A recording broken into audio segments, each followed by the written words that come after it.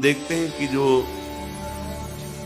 एकांतिक हैं पर सत्संग नहीं सुनते, बहुत से ऐसे दोष हैं जो उनको अध्यात्म में आगे नहीं बढ़ने देते। देखा है, बहुत से ऐसी जिनको समझ नहीं पा रहे, उनकी वो कमियां हैं जो उनको अध्यात्म की ऊंचाई पर नहीं चढ़ने दे रही, और वो अहम के कारण सत्संग का सेवन नहीं करते। मैं सब जानता हूं, और इसी अहम में वो कमी बैठी हुई है जो तुम्हें भगवत साक्षात्कार नहीं होने देगी। देखो, भगवान शंकर को कुछ जानना नहीं है, लेकिन प्रसंग पे पाया गया कि काकभूषुंड जी जब भगवत चर्चा सत्संग करते हैं तो भगवान शंकर हंस रूप में वहां जाके सुनते हैं, क्योंकि शिव रूप में जाएंगे तो फिर उनको खड़े होकर के आदर करेंगे, पास बैठा लेंगे, फिर बोलेंगे नहीं, क्योंकि आदि महादेव विराजमान है उनके सामने कैसे, तो वो हंस रूप में। कहीं भी भगवत चर्चा हो हरि की तो भगवान के परम प्रेमी महान भक्त जो अव्यक्त रूप से वो सुनते हैं। कहीं भी भगवत चर्चा हो, हनुमान जी जैसे परम ज्ञानी बैठकर सुनते हैं चुपचाप, गुप्त रूप में आकर के, ऐसे कि जैसे हम जान ही न पावे, ऐसे बैठ के सुनते हैं। सबसे पहला मन को रोकने का आधार है सत्संग। दूसरा आधार प्राप्त होता है भक्त प्रियता। भक्त प्रियता का तात्पर्य होता है उनके शरीर से राग नहीं, उनके द्वारा जो दिया हुआ उपासना का स्वरूप है वो प्राणों से भी अधिक प्रिय लगे। कल किसी ने एकांत में पूछा था, हम आपके हैं पर बहुत दूर रहते हैं विदेश में, ये बर्दाश्त नहीं होता, आपसे दूरी बर्दाश्त नहीं होती। अच्छा है, पर उसे विवेक पूर्वक समझिए। हृदय की नजदीकी सबसे बड़ी नजदीकी होती है। शरीर की नजदीकी आपकी है और हृदय की नहीं है, तो आप हमसे बहुत। किसी ने पूछा था हमसे, धनी थे, कि हमारी वृत्ति रही है बहुत दान देने की, हम क्या करें, क्योंकि उसके कारण बहुत लोगों का सानिध्य रहता है। बोला, उसको उठा के यमुना जी में फेंक दो, जितने से तुम्हारी नमक रोटी चले उतना रख लो, देने लायक तुम मत रहो, क्योंकि ये देने की तुम्हारी अहंकार वृत्ति सत मार्ग से तुम्हें विचलित कर देगी, भगवत मार्ग से विचलित कर देगी। नहीं ना, भगवत प्रेमी महात्माओं का संग करने के लिए दैन्यता चाहिए, और दैन्यता भी ऐसी कि देने की स्मृति भी ना रहे, देने की स्मृति भी न रहे। मैंने कुछ दिया है और एहसान माने कि मेरी मानी हुई मान्यता को इन्होंने स्वीकार कर लिया। अहो भाग्य, जिसे मैं ढो रहा था उसको इन्होंने मिटा दिया। जब भक्त संग होता है, इसके बाद उसको प्रेम का आधार मिलता है। क्या? नाम में प्रीति, रूप में प्रीति, लीला में प्रीति, प्रभु की सेवा में प्रीति। अब जैसे उसे ये आधार मिला तो फिर मन लगाना नहीं पड़ता, स्मरण प्रारंभ हो जाता है। पर आधार आपका एक एक कदम सुदृढ़ होना चाहिए, फिसलना नहीं चाहिए। जो तुम्हारे अनुकूल बर्ताव करे सदैव, तो आप निश्चित समझ लेना आपका दरबार में प्रवेश नहीं होगा। बात समझ लो हृदय से, आपका कल्याण नहीं होगा, क्योंकि जगत में यही तुम्हें मिलता रहा है, उसी से तुम्हारा मलिन अहंकार पुष्ट हुआ है। अब उसके नष्ट होने का अवसर मिला है। एक बार श्री पूज्य गोस्वामी राधा वल्लभ जी के पूर्व में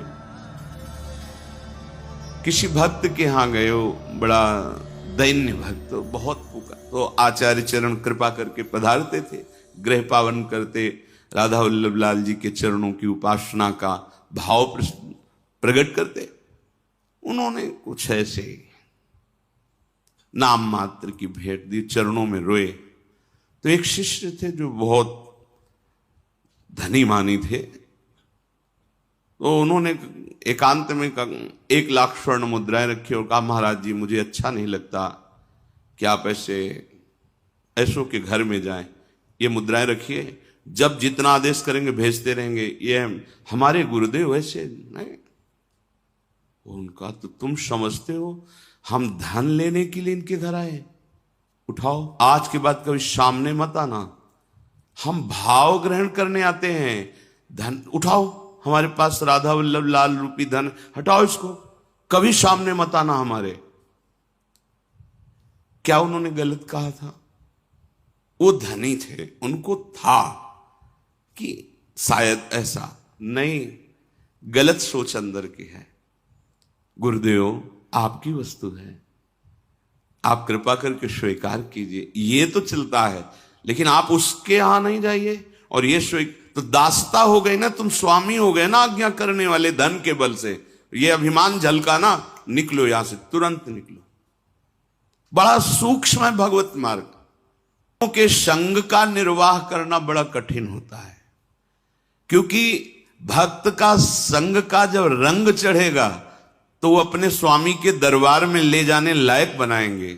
और यही दरबार दीन को आदर रीति सदा चली आई। हमारे मालिक के दरबार में दैन्य का प्रयोग होता है, हम का नहीं, दीनता। जेहि दीन पियारे वेद पुकारे द्रवहु श्री भगवान। जिनको दीन प्यारे हैं तो संत जन क्या करते हैं? तुम्हारे अंदर के अहंकार को नष्ट करते हैं। अब जब अहंकार पर चोट पड़ी तो जैसे सांप की पूंछ पे पैर रख जाए तो फन, ऐसे अहंकार उड़ता है। तो हम दूसरी जगह देख लेंगे, और जहां वो दूसरी जगह खड़ा दिखाई दिया, गया मार्ग गया। अब नहीं, सब जगह से भाग करके एक ही उपाय है, महारानी की शरणागति। सब जगह से खुला मार्ग है, लेकिन इनकी शरणागति की पुष्टता रसिकों से। अगर कहीं पंक्ति से बिलग हो गए तो अब कहीं के नहीं रहोगे, क्योंकि आधार अब मन का आपका अहंकार होगा, वो अहंकार आपको नष्ट कर देगा, किसी काम का नहीं रखेगा। तब लग जोगी जगत गुरु, जब लग रहे निराश, और जब आशा मन में भई तो जग गुरु और जोगी दास। ये भगवत मार्ग है। इसलिए कह रहे हैं भगवत मार्ग प्रकाशित होता है गुरुदेव से, पर योग्य गुरु आवश्यक है। यदि गुरु ना मिले तो भगवान से प्रार्थना करो, उनका नाम जप करते हुए, कि मुझे गुरुदेव रूप से मिलो। भगवान के नाम का आधार पकड़ो और उनसे प्रार्थना करो कि कोई वैष्णव, कोई परम हंस, कोई भगवत प्रेमी महात्मा जो आप में रमण कर रहा है, आप जिसके हृदय में खेल रहे हैं, मुझे परिचय नहीं, आप मुझे मिलाओ। भगवान मिला देंगे, या वो स्वयं आके वर्ण कर लेंगे या वहां पहुंचा देंगे। जब हम गुरुदेव को अपने मन का आधार बना लेते हैं तो हमारे मन को संबंध देते हैं।